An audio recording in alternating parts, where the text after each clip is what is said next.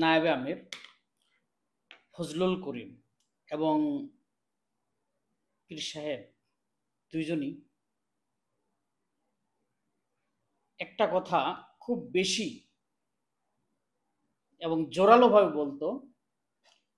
কথাটা হলো, ইসলামী দলগুলোর সকল ইসলামী দলগুলোর একটি বাক্স প্রেরণ করতে হবে ভোটের মাঠে। কিন্তু যখন তারা এই কথাকে খুব জোরালোভাবে প্রচার করতে থাকলো, আমি তখন একটা পোস্ট করেছিলাম এবং চ্যালেঞ্জ করেছিলাম যে ইসলামী আন্দোলনের দ্বারা এটি কখনোই সম্ভব হবে না এবং ইসলামী আন্দোলন দ্বারা ইসলামী দলগুলো নিয়ে একটি জোট কখনোই সম্ভব হবে না। এবং যেটি গতকালকে ইসলামী আন্দোলনের একটি জোট ঘোষণার মধ্য দিয়ে প্রমাণিত হলো। আমি কেন বলেছিলাম, আমার বলার উদ্দেশ্যটা ছিল, বা আমি কনফার্ম ছিলাম এই কারণেই, ইসলামী আন্দোলন বাংলাদেশ তথা চরমোনাইয়ের যে দল, এরা মূলত একটি পীর পূজারী দল। এদের আকীদাগত যে সমস্যা, এটা আমার নতুন করে বলার কিছুই নেই, এটা আপনারা জানেন।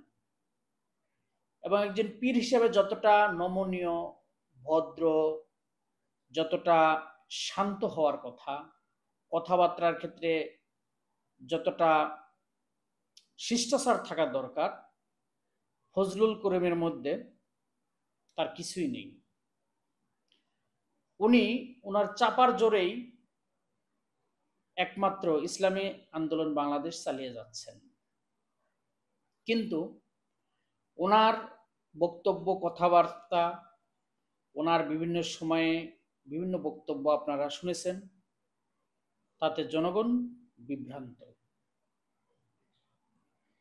গতকালকে ইসলামী আন্দোলন বাংলাদেশ, বাংলাদেশ খেলাফত মজলিস, নিজামী ইসলাম পার্টি এবং ইসলামী আন্দোলন, এই চারটি দল একটি জোট ঘোষণা করেছে,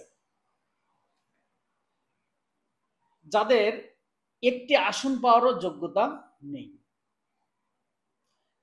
নির্বাচনে তারা তাদের নিজস্ব আসন পাবে কিনা সেটাও সন্দেহ।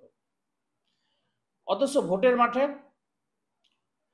রাজনৈতিক মাইক পাইলে আর কি, রাজনৈতিক যে বক্তব্যগুলো তারা দেয়, মনে হয় তারাই সংখ্যাগরিষ্ঠ দল। আর বিএনপি, জামাত, এরা হলো উচ্ছিষ্ট দল, ওনাদের ছাড়া ওনারা চলতেই পারবেন না, এমন একটা ভাব। অথচ তাদের একটি আসন পাওয়ার যোগ্যতাই নেই। এখন খুব শিগগিরই হয়তো আপনারা দেখবেন যে এই জোটটি কিভাবে তাদের অধঃপতন ডেকে নিয়ে আসে। কারণ আগামী নির্বাচনে তাদের শোচনীয় পরাজয় ঘটবে ইনশাআল্লাহ। জামাত এককভাবে নির্বাচন করলে, বিএনপি এককভাবে নির্বাচন করলে তারা, তাদের কোনো সমস্যা হবে না এবং তারা তাদের যথাযথ আসন ছিনিয়ে নিতে পারবে। কিন্তু এই ছোট ছোট দলগুলো, তারা যদি জোটে না যায়, কখনোই কাঙ্ক্ষিত আসন পাবে না। আমার মনে হয় এখন এটি ফাইনাল যে জামাতের সাথে ইসলামী আন্দোলনের জোট হচ্ছে না, যেটি আমি পূর্বেও বলেছিলাম, এবং এটি ফাইনাল। কিন্তু জামাতের সাথে এনসিপি এবং নুরুল হক নূর তথা গণ অধিকার পরিষদ, এই দুটি দলের জোট হওয়ার সমূহ সম্ভাবনা রয়েছে। কেননা এই দুটি দল ধর্মভিত্তিক না হলেও তাদের লক্ষ্য উদ্দেশ্য এক ও অভিন্ন। তারা দুর্নীতির বিরুদ্ধে এবং সুশাসন প্রতিষ্ঠায় বলিষ্ঠ ভূমিকা পালন করতে চায় বলে আমার মনে হয়। জানি না তারা তাদের সেই কমিটমেন্ট রক্ষা করতে পারবেন কিনা।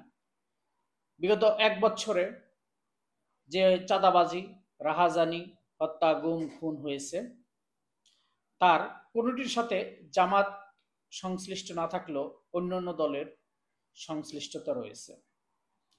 এই জন্য আগামী নির্বাচনে কে কোন জোটে যাবে সেটি এখন দেখার বিষয়।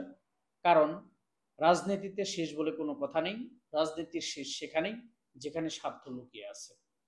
যখন স্বার্থের পূর্ণ কলা 14 কলা যেটা পূর্ণ কলা পূর্ণ হবে, তখনই কেবল তাদের রাজনৈতিক জোট হবে। ধন্যবাদ সবাইকে।